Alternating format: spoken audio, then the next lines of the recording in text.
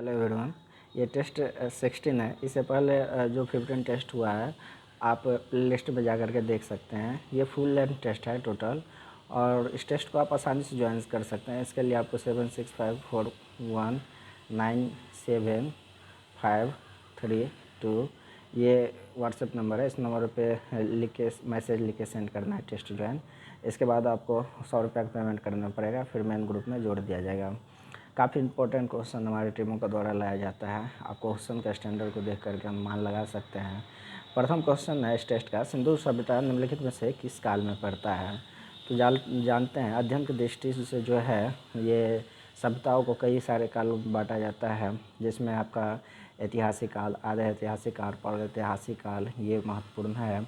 लेकिन सिंधु घाटी सभ्यता जो है ये इनके बारे में पूछ रहा है, तो आपका आद ऐतिहासिक काल हो जाएगा। इसका अर्थ आद ऐतिहासिक काल किसको कहते हैं? तो वैसी काल जिसके जो है साहित्य विवरण नहीं मौजूद हो, उसे आद ऐतिहासिक काल कहते हैं। और आप जानते हैं कि सिंधु घाटी सभ्यता का साहित्य विवरण हमारे पास नहीं मौजूद है, बल्कि उनका जो है अध्ययन पुरातात्विक विवरण के आधार पर ही हुआ है, इसलिए एक का डी हो जाएगा। नेक्स्ट क्वेश्चन है, 800 से 600 ईसा पूर्व के काल किस युग से जुड़ा हुआ है?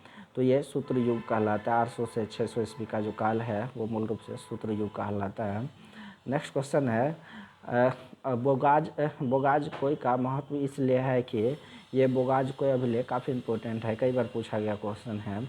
इसका इसलिए महत्व है क्योंकि इसमें जो है वैदिक देवतागण 4 देवता मूल रूप से उसमें है, उसका वर्णन मिलता है।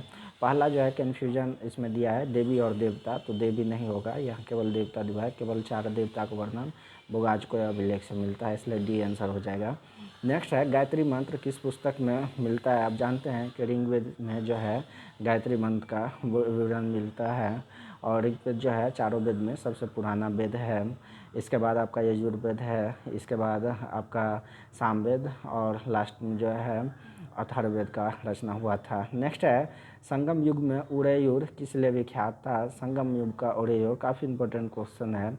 ये कपास के व्यापार के महत्वपूर्ण केंद्र के रूप में जाने जाते हैं उदयपुर।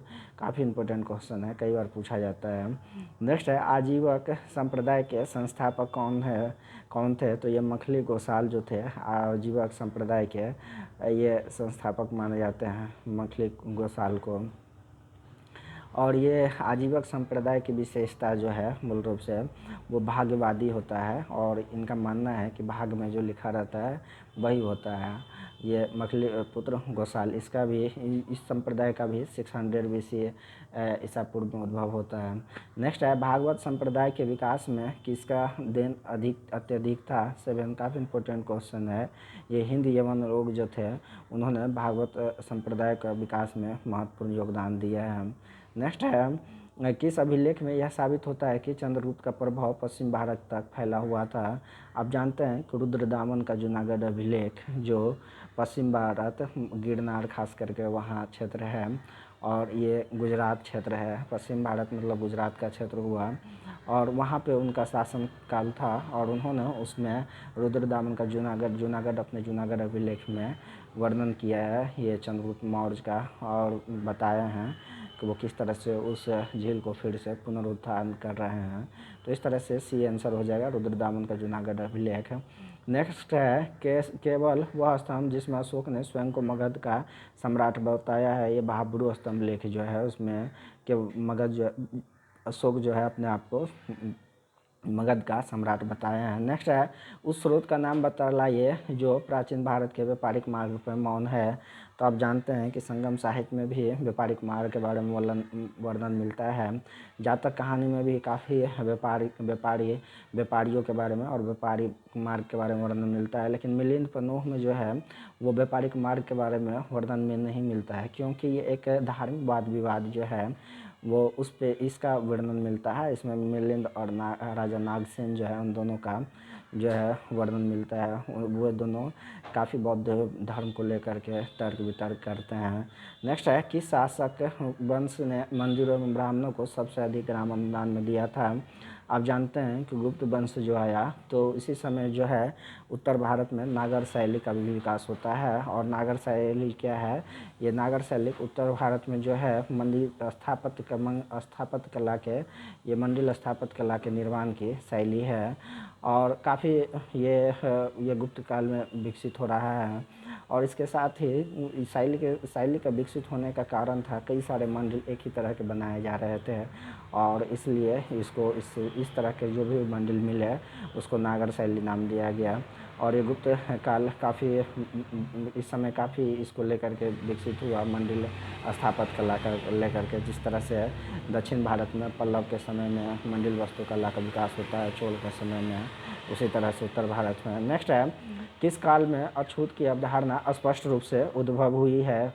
12 नंबर क्वेश्चन, 12 का डी होगा। धर्मशास्त्र के समय में जो है अछूत की अवधारणा जो है स्पष्ट रूप से दिखाई देने लगता है। ऋग्वेद तो समतामूलक समाज माना जाता है। उत्तर वैदिक काल जो है उसमें जो है ऋग्वैदिक काल में ही समतामूलक समाज के साथ ही साथ उसमें चारों वर्ण का 10वां मंडल में प्रथम बार वर्णन मिलना प्रारंभ हो जाता है और धर्मशास्त्र में अछूत की अवधारणा आ जाती है। नेक्स्ट है, भारत में मोहम्मद गौरी ने किसको प्रथम अक्ता प्रदान किया था? आप जानते हैं कुतुबुद्दीन ऐबक जो है उसको प्रथम अक्ता मोहम्मद गौरी द्वारा प्रदान किया गया। इसके बाद कुतुबुद्दीन ऐबक इल्तुतमिश को प्रदान करते हैं और इस तरह से यहाँ दिल्ली सल्तनत की स्थापना के साथ साथ नींव जमते चले जाता है। नेक्स्ट है, किस सुल्तान के काल में खालसा भूमि अधिक पैमाने में विकसित हुई है? खालसा भूमि विकसित अलाउद्दीन खिलजी के समय हुआ और अलाउद्दीन खिलजी के समय में इसलिए हुआ क्योंकि अलाउद्दीन खिलजी जो है ये आर्थिक विकास पे काफ़ी फोकस किया और बाज़ार अर्थव्यवस्था को लाया, जिसके चलते जो है इस समय बहुत बड़े पैमाने पे खालसा भूमि का विकास हुआ। उन्होंने जो भूमि वैसे ही पड़ा था उन सबको एकत्र किया। नेक्स्ट है, खालसा भूमि का अर्थ राज्य की भूमि होता है, इस सब पे फोकस करिएगा, ये राज्य की भूमि के बारे में बात किया जा रहा है। नेक्स्ट क्वेश्चन है, खुद मुकद्दम सबके पास जो भूमि था उस सबको लिया जो राष्ट्र की ओर से दिया गया था। नेक्स्ट है, सल्तनत काल के सिक्के टंका और ससगनी एवं जीतल किन धातुओं के बने हैं? तो ये चांदी और तांबा के टंका, ससगनी और जीतल जो है सल्तनत काल में बने थे। नेक्स्ट है, 12 मास की रचना किसने की? ये मलिक मोहम्मद जैसी द्वारा 12 मास की रचना की गई है और यह 12 मास इसलिए इसका नाम दिया, आप जानते हैं मास मिस महीना होता है, 12 मिस 12, तो ये 12 महीने का वर्णन इसमें जो है किया गया है, इसलिए इसको 12 मास कहा गया है और ये मलिक मोहम्मद जैसी की रचना है। नेक्स्ट है, विजयनगर साम्राज्य के वित्तीय व्यवस्था की मुख्य विशेषता क्या थी? आप जानते हैं कि प्राचीन काल मध्यकालीन भारत और ये अभी वर्तमान समय में स्टेट जो है उतनी टैक्स नहीं वसूल करता है कृषि से, लेकिन प्रारंभ में जो है मूल रूप से कृषि ये किसी स्टेट का जो मूल आमदनी का स्रोत होता था वो कृषि ही होता था और भू राजस्व ही मुख्य स्रोत होते थे। तो ये विजयनगर साम्राज्य का वित्तीय व्यवस्था भी कृषि पर डिपेंड ही था, लेकिन जो उद्योग के विकास होता गया, कृषि में जर्जरता आई गई, उससे फोकस ध्यान कहीं न कहीं बटा, लोगों का इंटरेस्ट बटा और जिसके चलते जो है कृषि अभी दयनीय स्थिति में है और ज़रूरत है उसको और भी बढ़ावा दिया जाए ताकि और भी उत्पादन हो और उससे न केवल उससे लोग भटके बल्कि उससे जुड़ने का प्रयास करें। तो जब भी पूछा जाए एंशिएंट इंडिया, मेडिएवल इंडिया, तो ये सब उस समय में लेट मॉडर्न इंडिया तक जो भू राजस्व का मूल स्रोत था वो ये स्टेट का मूल स्रोत वो भू राजस्व ही होता था। नेक्स्ट है, पानीपत के युद्ध में बाबर को जीतने का मुख्य कारण क्या था? आप देख सकते हैं बाबर की जीतने का कई सारे कारण थे। उन्होंने अपनी ग्रंथ में जो है तुजुक बाबरी जिसको कहा जाता है तुर्की भाषा में रचित किया, उसमें उन्होंने अपने सैन्य कुशलता का भी बड़प्पन किया है और बताया है कि 12,000 सैनिक से ही उन्होंने परास्त कर दिया। इसके साथ ही उस समय के और भी ग्रंथ है जिनमें आपको तुगलमा प्रथा का विवरण मिलेगा और इस तरह से ये दोनों एकदम इस 4 में से ये दोनों इम्पोर्टेंट है। उसकी सैन्य कुशलता भी इसका मुख्य कारण था, तुगलमा प्रथा भी। वैसे उन्होंने ये भी लिखा है कि यही युद्ध था जिसमें उन्होंने बारूद का जो है उपयोग किया। तो इस तरह से कई सारे इश्यूज हो जाते हैं और इसमें ये आंसर हो जाएगा मूल रूप से सैन्य कुशलता और तुगलक प्रथा को लेकर के। नेक्स्ट क्वेश्चन है, जब्ती प्रणाली किसकी उपज थी? तो आप जानते हैं कि जब्ती प्रणाली जो है सर्वप्रथम शेरशाह जो है, शेरशाह को इसीलिए मेंस में पूछा जाता है क्वेश्चन कि शेरशाह अकबर के अग्रणी थे कैसे? तो शेरशाह कई सारे सुधार किए, इसमें भूमि सुधार जब्ती प्रणाली को लाना काफ़ी काफ़ी काफ़ी ये अच्छी खोज थी, और जिसको क्या करता है बाद में अकबर जा कर के उसको अपनाने का प्रयास करता है, अपनाते हैं। 10 साल इसी के आधार पर विकसित किया जाता है। नेक्स्ट है जवाबिद का संबंध किससे था। जवाबिद का संबंध जो है वो राज कानून से थे। और जवाबिद किसको कहा जाता था, जवाबिद जो है वो शासक क्या करते थे कि अपनी फरमान जारी करते थे, और फरमान जारी करके उस समय जो फरमान जारी करता था किया जाता था वही कानून बन जाता था, वही कानून कहलाता था।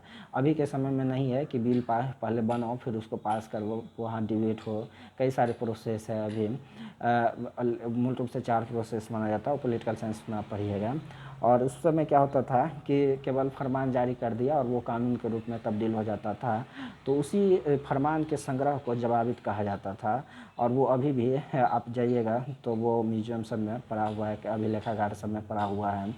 नेक्स्ट है ईरान के शाह और मुग़ल शासकों के बीच झगड़े की जड़ क्या थी। अब जानते हैं ईरान शाह और मुग़ल शासक मतलब बहुत लंबे समय तक उनके बीच कलह बना रहा, और ये कलह का मूल कारण था कंधार। वो ईरान के शासक भी अपने आप को कंधार को प्रतिष्ठा से जोड़ के देखता था, और वही भारत के लिए कंधार न कि प्रतिष्ठा का सूचक था बल्कि एक सुरक्षा का कवच भी था। यदि कंधार पे अधिकार हो जाए, कंधार क्षेत्र से यदि भारत को सुरक्षित कर लिया जाए, तो पश्चिम भारत से अगर सुरक्षा मिल जाए तो भारत को, और देख सकते हैं आप इसकी जो बनावट है, तो वो दूसरी ओर से उस पर अटैक करने की संभावनाएं कम बन जाती थी। और शायद ही आप कभी हिस्ट्री में पढ़े हैं ये 1962 का युद्ध का छोड़ दिया जाए, वो उधर से अरुणाचल प्रदेश की ओर से चीन द्वारा अटैक किया गया था। शायद ही आपको कहीं वर्णन मिलेगा कि भारत पे जो है दक्षिण पूर्व पश्चिम दक्षिण पूर्व या उस तरह से कभी अटैक हुआ। तो मूल ये जो था मुग़ल वंश के लिए, भारत के लिए कंधार वो प्रतिष्ठा के साथ साथ ये एक तरह से सुरक्षा का कवच भी था, और ईरान उसको प्रतिष्ठा को लेकर के देखता था, जिसके चलते दोनों के बीच ये विवाद बना रहा। नेक्स्ट है दो अस्पा और सिंह अस्पा प्रथा किसने शुरू की। तो दो अस्पा और सिंह अस्पा जहांगीर के द्वारा लाया गया था। दो अस्पा और सिंह अस्पा था क्या, तो दो अस्पा और सिंह अस्पा का अर्थ था कि जो अकबर जो नियम लागू किए थे सैन्य व्यवस्था में, जो अकबर द्वारा नियम लागू किया गया था उसमें ढिलाई दिया गया इस जहांगीर के द्वारा, और वो अब उसमें बदलाव करके क्या लाया। तो आप ये एक पहले होता था कि दो घोड़ा रखना अनिवार्य होता था, लेकिन अब उसको हटा करके एक कर दिया, एक भी रख सकता था। और धीरे धीरे इसमें और भी बदलाव आते चला गया, जैसे कि जहांगीर में महेंद्रवाड़ी व्यवस्था को लाया गया। तो ये दो अस्पा सिंहस्पा यही था, दो इसका अर्थ था। नेक्स्ट है सरंजावी प्रथा किससे संबंधित है। तो ये मराठा भू राजस्व प्रथा से संबंधित है। कई सारे इतिहासकार जो है सरंजावी प्रथा को जिस तरह से इल्तुतमिश द्वारा मूल रूप से जोड़ा गया था, ये इल्तुतमिश एकता प्रथा लाते हैं, उसी तरह मराठा द्वारा भू राजस्व व्यवस्था को जो सरंजावी प्रथा के तहत देखा जाता है। नेक्स्ट है भारत में 1612 में अंग्रेज़ों ने अपनी पहली फैक्ट्री कहाँ स्थापित की थी। 24 का डी हो जाएगा, ये सूरत में स्थापित किया गया था अंग्रेज़ द्वारा पहली फैक्ट्री। नेक्स्ट क्वेश्चन है महाराष्ट्र में रामोशी कृषक जत्था किसने स्थापित की थी। रामोशी कृषक जत्था, तो 25 का सी होगा, वासुदेव बलवंत फड़के द्वारा जो है महाराष्ट्र में रामोशी कृषक जत्था स्थापित किया गया था, वासुदेव फड़के बसंत फड़के द्वारा। 25 का सी हो जाएगा। नेक्स्ट क्वेश्चन है 1878 का वर्नाकुलर प्रेस एक्ट किसने रद्द कर दिया। तो ये लॉर्ड रिपन द्वारा जो है वर्नाकुलर प्रेस एक्ट जो है उसको रद्द कर दिया गया। इसको लाया किसके द्वारा, तो लिटन के द्वारा, लॉर्ड लिटन के द्वारा लाया गया था। वर्नाकुलर प्रेस एक्ट में प्रावधान क्या था, तो इसमें मूल रूप से ये प्रावधान किया गया था कि जो भी वल्गर भाषा है, वह उस समय वल्गर भाषा कहा जाता था क्षेत्रीय भाषा को, इंग्लिश को छोड़ करके, वो उस भाषा में जो भी ये न्यूज़ छपता था उसको सबसे पहले चेक करवाना पड़ता था, और उसको लिखित रूप से विवरण देना पड़ता था कि ये सरकार के प्रति कोई किसी भी तरह के वैमनस्य भावना को इसमें नहीं छपा गया है। यदि बाय द वे ऐसा होता और ऐसा नहीं किया जाता था तो उनकी जो जब्त कर लिया जाता था जो भी प्रिंटिंग प्रेस होते थे सारे चीज़ को, और उसको कड़ी से कड़ी सज़ा देने का प्रावधान किया गया था इसमें। तो इसीलिए वर्नाकुलर प्रेस एक्ट लाया गया था, लेकिन रॉड लिपन जो है इस एक्ट को ख़त्म कर दिया। नेक्स्ट क्वेश्चन है, अमेरिका में फ्री हिंदुस्तान अखबार किसने शुरू किए? तो ये तारकनाथ दास द्वारा फ्री हिंदुस्तान अखबार जो है अमेरिका में प्रारंभ किया गया था। नेक्स्ट है, गद्दर क्रांति पिछड़ने का सबसे महत्वपूर्ण कारण क्या था? तो अब पढ़िएगा कि प्रथम महायुद्ध जो आया वो कई सारे अपॉर्चुनिटी को लेकर के भी आया राष्ट्रवादियों के लिए, और उसमें एक था ये गद्दर क्रांति भी छिड़ा, और ये बाहर से ही इसका ये गाथा पुनः स्टार्ट हुआ। और वो लोग जो थे मूल रूप से ये जानते थे कि अभी गद्दर ये प्रथम विश्व युद्ध छिड़ा हुआ है और ये अंग्रेज़ों को अधिक से अधिक सैनिक की आवश्यकता है, जिसके चलते वो सैनिकों को ये युद्ध में लगाएगा और कहीं ना कहीं वो इनको विरुद्ध काम करके आज़ादी प्राप्त कर सकता है, यहाँ से लोगों को अंग्रेज़ों को भगा सकता है। इसलिए ये गद्दर क्रांति जो है छिड़ा सबसे प्रमुख कारण प्रथम महायुद्ध माना जाता है। नेक्स्ट क्वेश्चन है, किस अधिवेशन में होम रूल समर्थक अपने राजनीतिक शक्ति का सफलतापूर्वक प्रदर्शन कर सके? 29 का ये हो जाएगा कांग्रेस का 1916 का लखनऊ अधिवेशन में सफलतापूर्वक प्रदर्शन किया गया था होम रूल द्वारा। नेक्स्ट क्वेश्चन है, इंडियन अनरेस्ट के लेखक कौन है? आप जानते हैं वैलेंटाइन चिरोल जो है इंडियन अनरेस्ट नामक पुस्तक लिखा, और इसमें उन्होंने खास करके दादा भाई नौरोजी पर फोकस किया और उसको भारत में अशांति का जनक माना। उनका मानना था इस पुस्तक के माध्यम से कि दादा भाई नौरोजी ने ही अशांति के जो बीज है बोया है भारत में, और जिसके चलते उन्होंने उसको अशांति का जनक कहा। नेक्स्ट 1917-18 में अहमदाबाद में गांधी जी द्वारा चलाया गया सत्याग्रह में किसने हिस्सा लिया था? आप जानते हैं कि ये अहमदाबाद जो सत्याग्रह है उसको एक और नाम अहमदाबाद मिल मजदूर आंदोलन के नाम से भी जाना जाता है।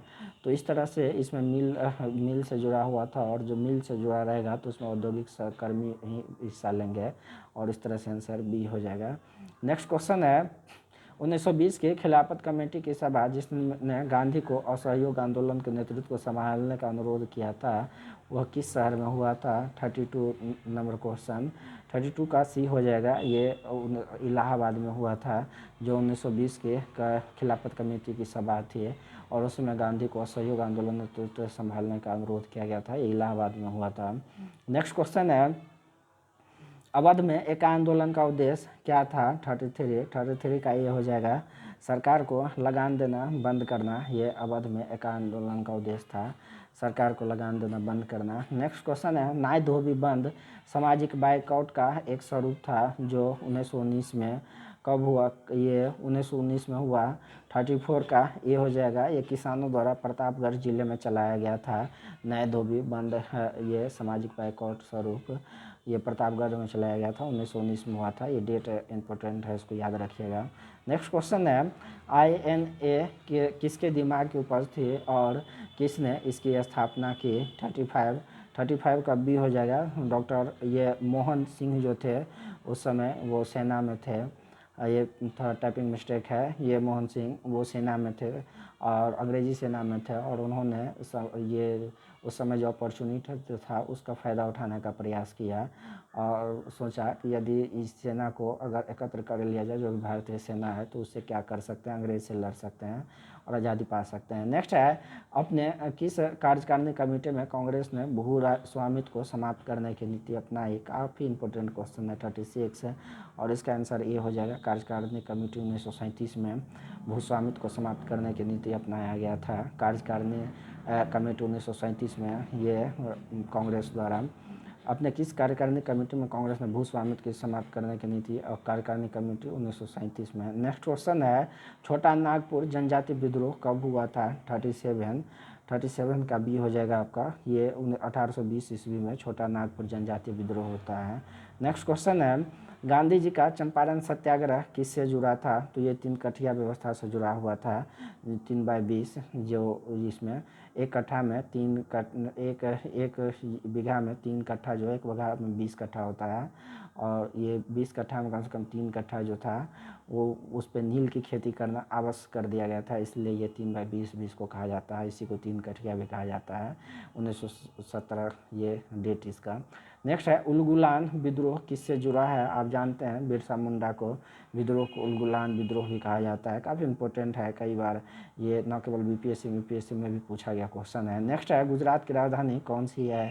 काफ़ी ईजी है, ये गांधीनगर गुजरात की राजधानी। नेक्स्ट है एशिया का सबसे बड़ा जलप्रपात हुंदरू किस जगह के पास है? 41 का आपका ए हो जाएगा, ये रांची में है। एशिया का सबसे बड़ा जलप्रपात हुंदरू जो है रांची में है।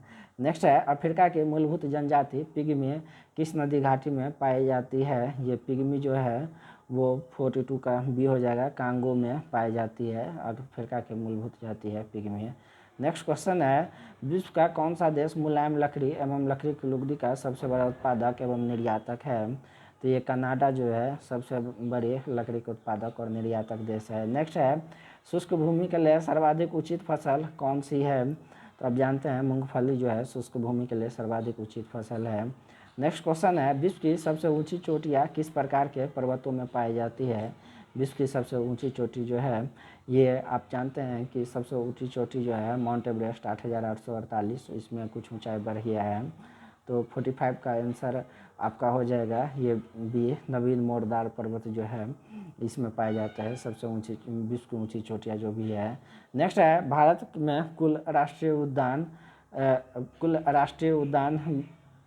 कुल कितने राष्ट्रीय मार्ग हैं और उनकी लंबाई तकरीबन कितनी है? काफ़ी इंपॉर्टेंट क्वेश्चन है। डेट ये फिक्स डेट कमीशन में, स्टेट कमीशन में खास करके इसलिए पूछा जाता है ताकि स्टूडेंट को जो है टफ क्वेश्चन बनाया जाए, और इसका आंसर डी हो जाएगा। 64 जो है ये राष्ट्रीय राजमार्ग है और इसकी कुल लंबाई 40,000 माना जाता है। नेक्स्ट क्वेश्चन है भारत के कुल भौगोलिक क्षेत्र में वन क्षेत्र का प्रतिशत कितनी है? ये 47 का ये हो जाएगा आपका 20.7% जो है कुल भौगोलिक क्षेत्र में वन क्षेत्र की प्रतिशत है। नेक्स्ट है भाखड़ा नागल किस नदी पर बना हुआ है? तो यह सतलज नदी, पंजाब में भाखड़ा नागल बांध आपको देखने को मिलेगा। नेक्स्ट है असम कुल मिलाकर कितने राज्यों केंद्र शासित प्रदेशों से घिरा हुआ है? 49 का बी हो जाएगा, ये 7 राज्यों केंद्र शासित प्रदेश से घिरा हुआ है। नेक्स्ट क्वेश्चन है लक्षद्वीप में कितने द्वीप है? तो ये लक्षद्वीप में 36 द्वीप है और ये ई आंसर हो जाएगा। नेक्स्ट क्वेश्चन है भारत में सर्वाधिक गेहूं उत्पादक राज्य कौन सा है? आप जानते हैं कि सर्वाधिक गेहूं उत्पादक राज्य जो है उत्तर प्रदेश है, और वही सर्वाधिक चावल उत्पादक की बात किया जाए तो ये पश्चिम बंगाल हो जाएगा। नेक्स्ट है भारत के किस राज्य में सर्वाधिक जनसंख्या घनत्व पाया जाता है? तो किस राज्य में? तो आप जानते हैं कि बिहार में सर्वाधिक जनसंख्या घनत्व पाया जाता है 1102। इसके बाद अगर पूछा जाए सेकेंड मोस्ट तो ये पश्चिम बंगाल हो जाएगा होगा, लेकिन इसमें बिहार नहीं है। और ये पूछ रहा है सर्वाधिक जनसंख्या घनत्व, तो ई आंसर हो जाएगा।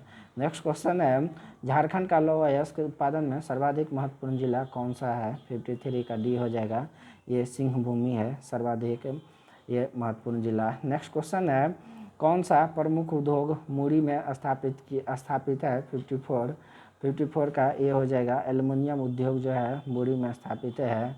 नेक्स्ट क्वेश्चन है जमशेदपुर किस नदी के किनारे अवस्थित है? जमशेदपुर 55 का सी हो जाएगा आपका, ये स्वर्ण रेखा के किनारे अवस्थित है जमशेदपुर। नेक्स्ट क्वेश्चन है मैथॉन बेलपराही एवं तिलैया बांध किस नदी पर बनाए गए हैं? तो ये बराकर नदी पर जो है मैथॉन बेलपराही और तिलैया बांध को जो है बनाया गया है। नेक्स्ट है 11वें अनुसूची के द्वारा पंचायती राज संस्थाओं को कितने विषयों पर नियंत्रण करने का अधिकार दिया है? तो ये 29 11वीं जो अनुसूची है पंचायती राज उसमें 9 विषय रखा गया है। नेक्स्ट है निम्नलिखित में से किसे भारतीय संविधान की आत्मा कहा जाता है? तो यह प्रस्तावना को, संविधान की प्रस्तावना को भारतीय संविधान की आत्मा कहा जाता है।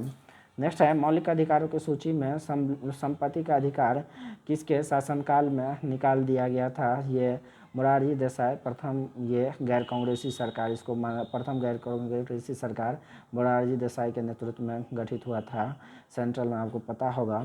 और इसी के जो इन्होंने क्या किया कि जो उस समय 7 मौलिक अधिकार था उसमें से एक मौलिक अधिकार संपत्ति का अधिकार, राइट टू प्रॉपर्टी, उसको हटा दिया गया और इसको अभी कौन सा अधिकार में शामिल किया गया, तो इसको अभी विधिक अधिकार है। मौलिक अभी जो प्रॉपर्टी का अधिकार जो है राइट टू प्रॉपर्टी, वो हमारा विधिक अधिकार बन चुका है। नेक्स्ट है मौलिक अधिकार के मूल सूची में निम्नलिखित में से किसे जोड़ा गया, ये तो निःशुल्क एवं अनिवार्य प्राथमिक शिक्षा का अधिकार को जो है मूल सूची में जोड़ा गया। पहले मूल सूची में 7 था, उसको 1 हटा दिया, 6 बचा और 6 के बाद फिर से ये एक हिस्से में जोड़ दिया गया।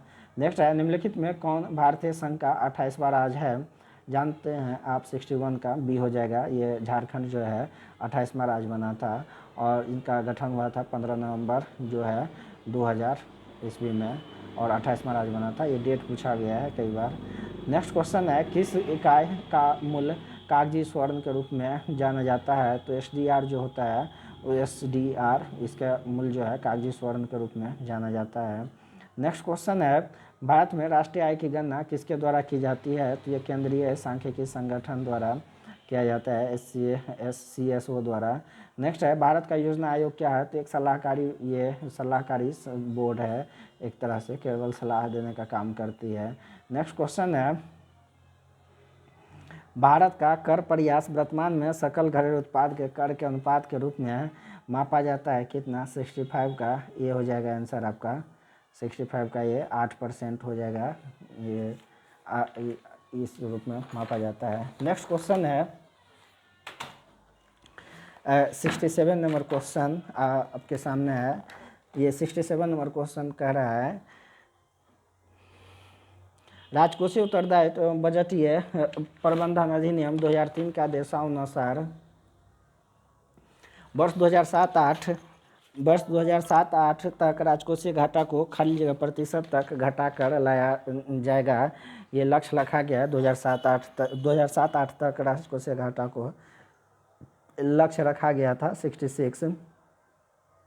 इसका आंसर ये हो जाएगा, ये 3% का लक्ष्य रखा गया था। नेक्स्ट क्वेश्चन है 67 राजकोषीय घाटा की नई परिभाषा का सुझाव दिया गया था किसके द्वारा, फिस्कल डिफिसिट की नई परिभाषा, ये 67 का ये हो जाएगा चलैया समिति के द्वारा, और चलैया जो है कर से रिलेटेड इंपॉर्टेंट समिति है। नेक्स्ट है वर्तमान में बीमा का नियामक है, बीमा का कंट्रोलर कौन है, नियामक उसी को कहा जाता है। 68 का आपका आंसर डी हो जाएगा। IRDA के अध्यक्ष जो होता है, IRDA के अध्यक्ष वही बीमा के जो है कंट्रोलर होते हैं बीमा कंपनी के। नेक्स्ट क्वेश्चन है एक आयताकार, इसके बाद मैथ्स का क्वेश्चन आ जाता है, मैथ्स का क्वेश्चन आप बना सकते हैं खुद भी। एक आयताकार हॉल की चौड़ाई उसकी लंबाई की 2/3 है।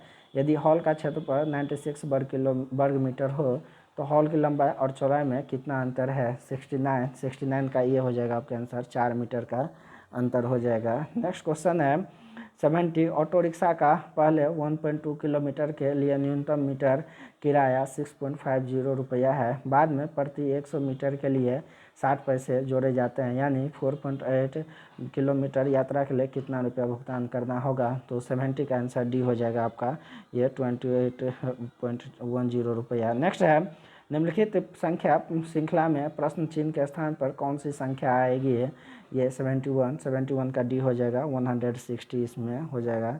नेक्स्ट क्वेश्चन है एक रिबन के गोले में से 75 सेंटीमीटर लंबाई के 42 टुकड़े काटे जाते हैं, काटने के बाद 50 सेंटीमीटर का एक टुकड़ा शेष बचता है, तो काटने से पहले रिबन की लंबाई मीटर में कितनी होगी, 72 का बी हो जाएगा, 32 हो जाएगा। नेक्स्ट क्वेश्चन है एक वृत्त की त्रिज्या 308 सेंटीमीटर है, तो परिधि का त्रिज्या के साथ अनुपात क्या होगा, 73 का सी हो जाएगा, 44.7 हो जाएगा।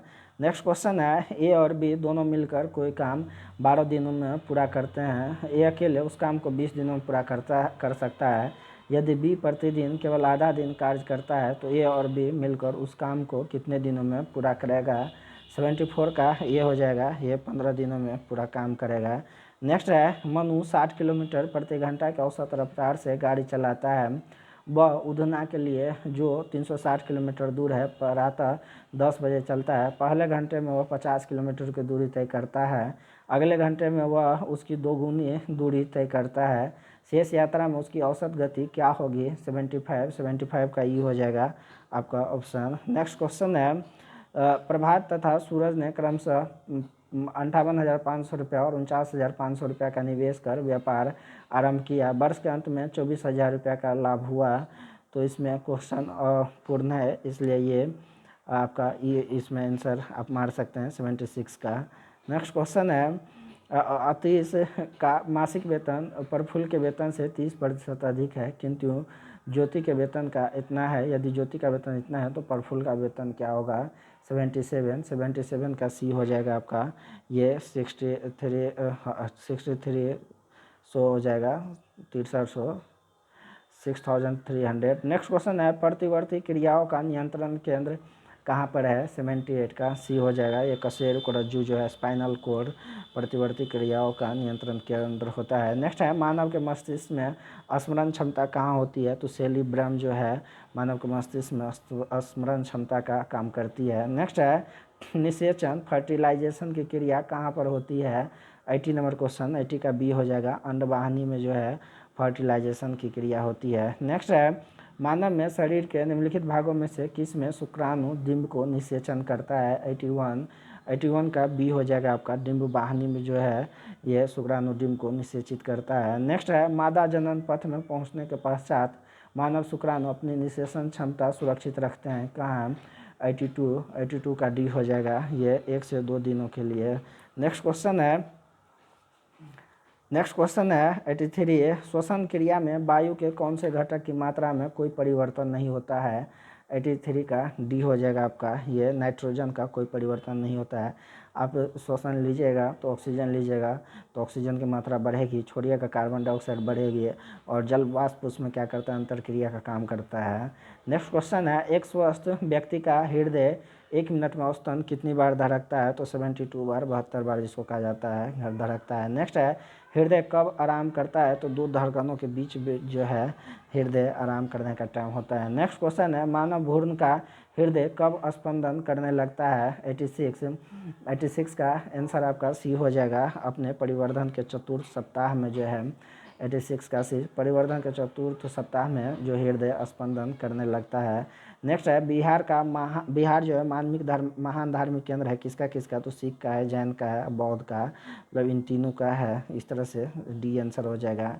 नेक्स्ट है झारखंड बिहार से कब पृथक हुआ? तो ये 15 नवंबर 2000 को जो है झारखंड बिहार से पृथक हुआ। नेक्स्ट है बिहार में पेंटिंग विद्या कौन सी है? तो आप जानते हैं बिहार का मधुबनी पेंटिंग, न कि स्टेट लेवल पे न कि सेंट्रल लेवल पर, वर्ल्ड लेवल पे फेमस है। नेक्स्ट है बिहार, ये इसका मधुबनी जो पेंटिंग है इसका केंद्र जितवान है। ये जितवान याद रखिएगा नाम, ये मधुबनी के गांव है जितवान, वहाँ पे केंद्र इनका माना जाता है। नेक्स्ट है बिहार विधानसभा में वर्तमान में कितनी सदस्य है? तो 243 सदस्य है, इसकी पावर 245 है। नेक्स्ट क्वेश्चन है स्वतंत्रता पूर्व बिहार में निम्नलिखित में से एक वर्चस्वशाली जाति नहीं थी? आप जानते हैं कुर्मी जो है स्वतंत्रता पूर्व वर्चस्वशाली जाति नहीं थी, लेकिन क्या हुआ फिर से इसके ये वर्चस्वशाली अभी हो गए हैं। नेक्स्ट है बिहार में महात्मा गांधी के पूर्व राष्ट्रीय सापेक्ष राष्ट्रीय सक्रियता की अनुपस्थिति किसके अभाव में देखी जा सकती है? ये 92 इंपॉर्टेंट क्वेश्चन है, ये एकीकृत समुदाय के सापेक्ष। फिर से क्वेश्चन देखिए, कह रहा है बिहार में महात्मा गांधी के पूर्व सापेक्ष राष्ट्रीय सक्रियता की अनुपस्थिति इसके अभाव में देखी जा सकती है। ये एकीकृत समुदाय, महात्मा गांधी जो आए तो इनका सबसे महत्वपूर्ण काम यही था कि समुदाय को एकत्र करना, उसके लिए वो ट्रेंडिंग का काम किए है, और इस तरह से न केवल पुरुष को बल्कि महिलाओं को भी ट्रेंड करने का काम किए है। नेक्स्ट है स्वतंत्रता पूर्व बिहार में बड़े जमींदारों को राजनीतिक शक्ति बचाने का माध्यम क्या था? 93 का सी हो जाएगा, ये आर्थिक स्थिति उनको बचाने का माध्यम था बस। नेक्स्ट क्वेश्चन है सन 1930 में कांग्रेस का सविनय अवज्ञा आंदोलन इतना सफल हुआ कि निम्नलिखित शहरों में से एक में अंग्रेजी राज के चिन्ह कई महीने तक गायब हो गए थे। 94 का सी हो जाएगा, ये बरही में जो है ये गायब हो गए थे। 1930 में कांग्रेस का सविनय अवज्ञा आंदोलन इतना सफल हुआ कि निम्नलिखित शहरों में से एक में अंग्रेजी राज के चिन्ह कई महीनों तक गायब हो गए थे। तो 94 का सी हो जाएगा, बरही में गायब हो गए थे। नेक्स्ट है बिहार प्रांतीय किसान सभा का गठन इस सन में हुआ था, 95 का सी हो जाएगा। 1929 में जो है बिहार प्रांतीय किसान सभा का गठन हुआ था। नेक्स्ट है स्वतंत्रता पूर्व बिहार में समाजवादी विचारधारा के प्रचार का श्रेय जाता है, किन्हें जाता है, 96 का ये सी हो जाएगा आपका। कांग्रेस कार्यकर्ताओं के क्रांतिकारियों को जाता है इसका श्रेय। नेक्स्ट है पॉलिटिक्स इन इंडिया पुस्तक के कौन रचयिता है, तो रजनी कोठारी जो है पॉलिटिक्स इन इंडिया पुस्तक के रचयिता है। नेक्स्ट है मिडनाइट चिरलैंड्स के लेखक कौन है, 98 का आपका बी हो जाएगा, ये सलमान रसूदी जो है मिडनाइट चिरलैंड के लेखक है। नेक्स्ट है भारत में साहित्य के क्षेत्र में श्रेष्ठ प्रदर्शन के लिए निम्नलिखित में से कौन सा पुरस्कार प्रदान किया जाता है, 99 का बी हो जाएगा आपका, भारतीय ज्ञानपीठ पुरस्कार जो है प्रदान किया जाता है। नेक्स्ट है कालिदास सम्मान प्रारंभ किया गया कहाँ, ये 100C मध्य प्रदेश सरकार द्वारा जो है कालिदास सम्मान प्रारंभ किया गया है। नेक्स्ट है भारत के राष्ट्रीय सुरक्षा सलाहकार ने हाल ही में किस भारतीय तटरक्षक जहाज को संचालित किया, जो 105 मीटर अपतटीय गश्ती जहाज़ों की श्रृंखला में तीसरा है, 101 का बी हो जाएगा, ये सजग को। नेक्स्ट क्वेश्चन है केंद्रीय मंत्रिमंडल ने टिकाऊ शहरी विकास के क्षेत्र में सहयोग के लिए भारत और किस देश के बीच समझौता ज्ञापन को हाल ही में मंजूरी प्रदान की है, 102 का डी हो जाएगा आपका आंसर, ये मालदीव। नेक्स्ट क्वेश्चन है सुप्रीम कोर्ट के किस रिटायर्ड जस्टिस ने राष्ट्रीय मानवाधिकार आयोग के नए अध्यक्ष के रूप में पदभार संभाल लिया है, और कौन से रिटायर्ड जस्टिस, 103 का बी हो जाएगा आपका आंसर, अरुण कुमार मिश्रा जो है इन्हें राष्ट्रीय मानवाधिकार आयोग के नए अध्यक्ष के रूप में पदभार दिया गया है।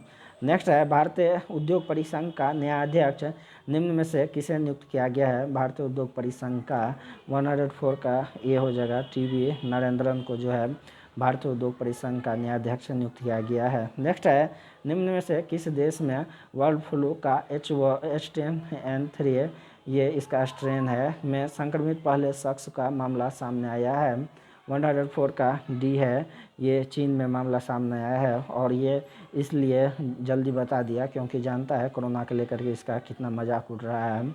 नेक्स्ट है निम्न में से किस देश ने बिटकॉइन को कानूनी मान्यता देने वाला दुनिया का पहला देश बन गया है, 106 का ये हो जाएगा, अल सल्वाडोर जो है ये बिटकॉइन को कानूनी मान्यता देने वाला दुनिया का पहला देश बन गया है।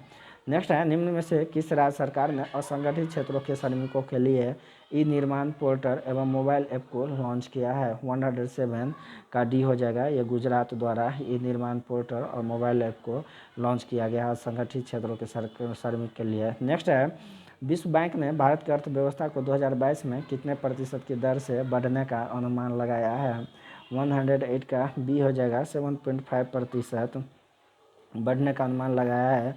नेक्स्ट है किस राज्य की वाटर ब्यूलियर को 67वें राष्ट्रीय फिल्म पुरस्कार 2021 में पर्यावरण संरक्षण पर सर्वश्रेष्ठ फिल्म राष्ट्रीय पुरस्कार मिला है, 111 का डी हो जाएगा, अरुणाचल प्रदेश को मिला है। नेक्स्ट क्वेश्चन है निम्न में से किस राज्य सरकार ने जहां वोट वहां वैक्सीन अभियान शुरुआत की है, ये किसके द्वारा, तो ये 110 का सी हो जाएगा, दिल्ली द्वारा ये शुरुआत किया गया है।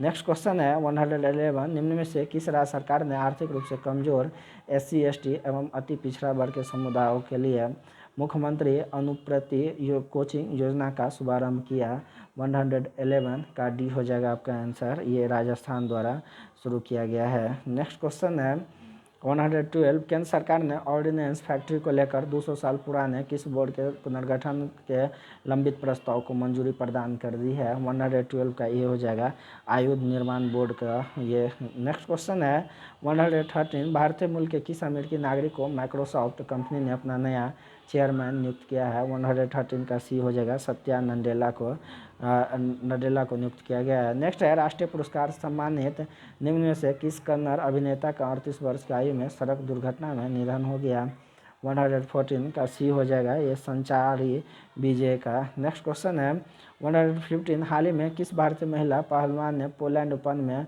53 किलो भार वर्ग में स्वर्ण पदक जीत लिया, 115 का ये हो जाएगा, ये विनेश फोगाट 53 किलो वर्ग भाग में स्वर्ण पदक जीत लिया। नेक्स्ट है किस राज्य सरकार ने कोविड-19 महामारी पर लोगों में जागरूकता बढ़ाने के लिए युवा शक्ति कोरोना मुक्ति अभियान शुरू करने जा रहा है 116 का बी हो जाएगा। ये मध्य प्रदेश जो है युवा शक्ति कोरोना मुक्ति अभियान शुरू करने जा रहा है। नेक्स्ट क्वेश्चन है, भारत और किस देश ने हाल ही में भारतीय कामगारों की भर्ती पर सहयोग के लिए समझौता ज्ञापन पर हस्ताक्षर किए हैं? 117 का सी हो जाएगा। ये कुवैत द्वारा किया गया है। नेक्स्ट क्वेश्चन है 118 निम्न में से किस देश की सेना ने एक हवाई उच्च शक्ति वाले लेजर का सफलतापूर्वक परीक्षण किया है जो ड्रोन को मार गिराने की क्षमता रखता है? 118 का ए हो जाएगा।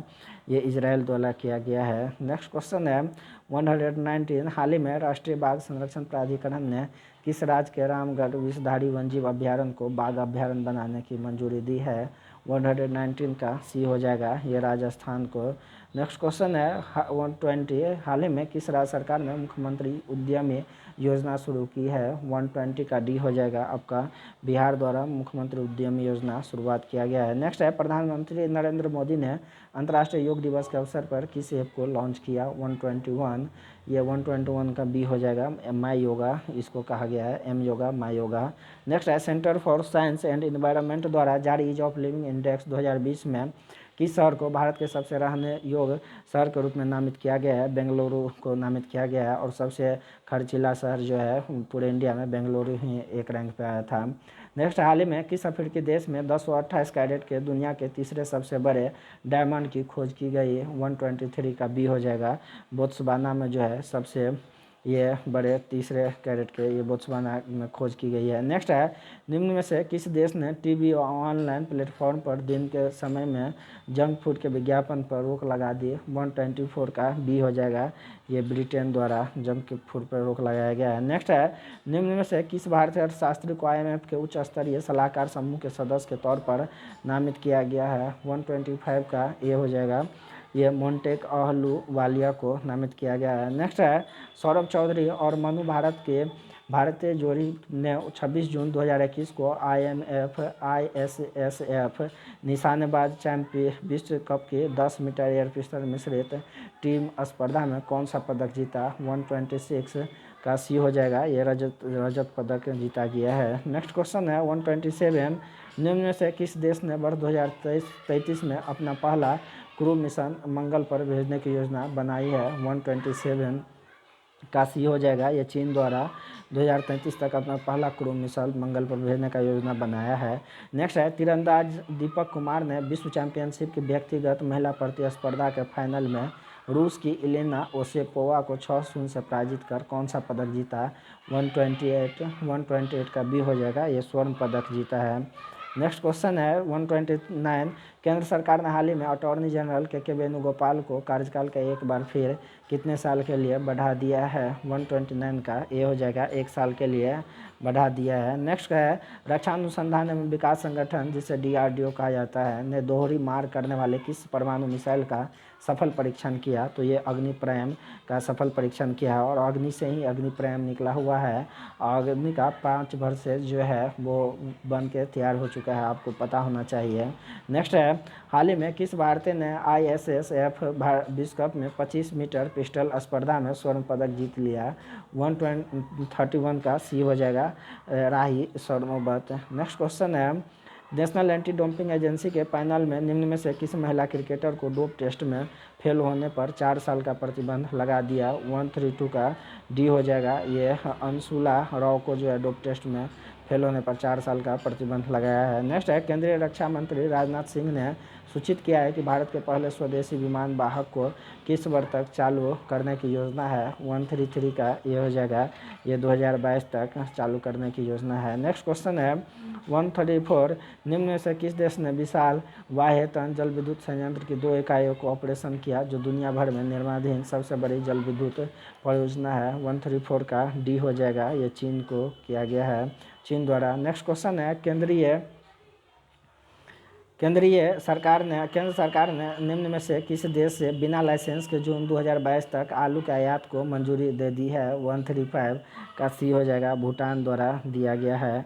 नेक्स्ट क्वेश्चन है 136 हाल ही में दक्षिण अफ्रीका के किस पूर्व राष्ट्रपति को अदालत की अवमानना के लिए 15 माह जेल की सज़ा सुनाई गई है? 136 का डी हो जाएगा, ये जैकब जुमा को जो अदालत की अवमानना के लिए 15 माह जेल की सज़ा सुनाई गई है। नेक्स्ट है 137 किस केंद्रीय मंत्री ने 29 जून को मध्य प्रदेश के इंदौर में एशिया के सबसे लंबे हाई स्पीड ट्रैक का वर्चुअल उद्घाटन किया? 137 का ए हो जाएगा, ये प्रकाश जावड़ेकर द्वारा किया गया। नेक्स्ट है हाल ही में किस राज्य सरकार और संयुक्त राष्ट्र विश्व खाद्य कार्यक्रम ने घरेलू खाद्य और पोषण सुरक्षा में सुधार के लिए साझेदारी की है? 138 का सी हो जाएगा, ओडिशा द्वारा किया गया है। सी हो जाएगा आंसर इसका, ओडिशा द्वारा किया गया है। नेक्स्ट क्वेश्चन है 139 हाल ही में किस प्रसिद्ध पत्रकार को 2021 फुकुओका पुरस्कार से सम्मानित किया गया? 139 का बी हो जाएगा, पी साईनाथन को। नेक्स्ट क्वेश्चन है 140 आईसीसी की तरफ से जारी ताज़ा रैंकिंग में निम्न में से कौन सा बल्लेबाज टेस्ट रैंकिंग में प्रथम स्थान पर पहुंच गया है? 140 का ये हो जाएगा, केन विलियम्स। नेक्स्ट क्वेश्चन है 141 केंद्र सरकार की तरफ से किस क्षेत्र को दिसंबर 2021 तक आसान क्षेत्र घोषित किया गया है? 141 का बी हो जाएगा, ये नागालैंड को अपसफा के तहत आसान क्षेत्र घोषित किया है। नेक्स्ट है भारतीय मूल के किस शतरंज खिलाड़ी ने दुनिया के सबसे युवा ग्रैंड मास्टर बन गए हैं? जानते हैं अभिमन्यु मिश्रा जो है सबसे युवा ग्रैंड मास्टर बन गए हैं। नेक्स्ट है निम्न में से कौन से देश की क्रिकेट टीम भारत को पीछे छोड़कर सबसे ज़्यादा वनडे मैच हारने वाली दुनिया की पहली टीम बन गई है? 143 का ए हो जाएगा, ये श्रीलंका जो है दुनिया की सबसे पहली टीम बन गई है, सबसे ज़्यादा मैच हारने वाली 428 मैच हारी है।